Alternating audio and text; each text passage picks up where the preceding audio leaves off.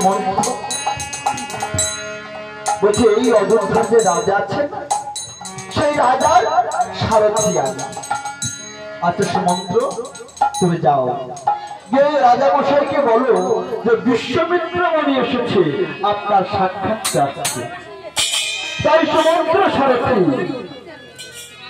মহারাজের কাছে চলেছে। রাজ অন্তঃপুরে প্রবেশ করে দেখছে যে রাজামশাই শয্যায় শায়িত আছে।